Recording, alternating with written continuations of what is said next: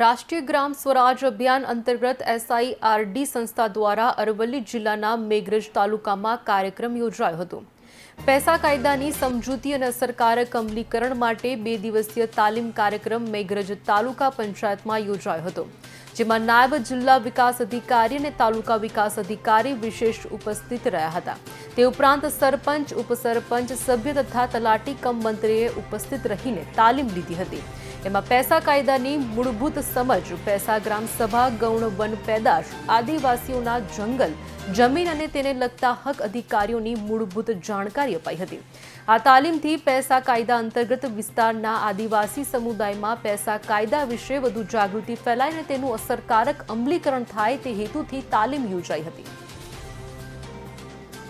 એમની એક વિશેષ પૈસા એક્ટ 1996 છે, એ 1996નો જે પૈસા કાયદો છે, એ પૈસા કાયદા હેઠળ એ જે ટ્રાઇબલ જે છે અથવા તો આદિવાસી જનજાતિ છે, એ લોકોના કયા કયા અધિકારો રહેલા છે, પૈસા એક્ટ હેઠળ એમને શું કામગીરી કરવાની થતી હોય છે, એ બાબતે એ લોકો વધારે સારી રીતે જાણી શકે।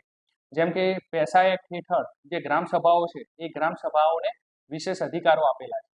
જેમ કે ત્યાં કોઈ પણ પ્રકારના વિકાસના કામો કરવા હોય તો વિકાસના કામો કરતા પહેલા પૈસા એક્ટ હેઠળની જે ગ્રામ સભાઓ છે એની મંજૂરી જરૂરી બની જતી હોય છે। એવા જે પૈસા એક્ટ લાગેલો છે એવા વિસ્તારોની અંદર જે નશીલા પદાર્થો કે એવું કોઈ વેચાણ કરવું હોય તો એ કરી શકાતું નથી, અથવા તો એના માટે એ ગ્રામ સભાની મંજૂરી જરૂરી બની જતી હોય છે।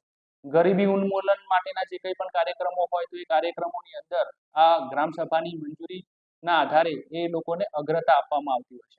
એમ કોઈ જંગલની પેદાશો હોય, ખનીજનું જે ખનનીકરણ કરવાનું થતું હોય તો એ કામ કરવા માટે પણ ત્યાં વિશેષ જે ગ્રામ સભા છે એને પાવર આપેલા છે, એની મંજૂરી વગરની કોઈ કામગીરી આપણે કરી શકતા નથી હોતા। ટૂંકમાં જે કંઈ પણ એમના અધિકારો છે કે એ અધિકારોનું એ સારી રીતે જાણે કે એ ગ્રામ સભાઓ જે છે વાઇબ્રન્ટ બને, એનો સારી રીતે એ લોકો પોતાના અધિકારોનો ઉપયોગ કરે।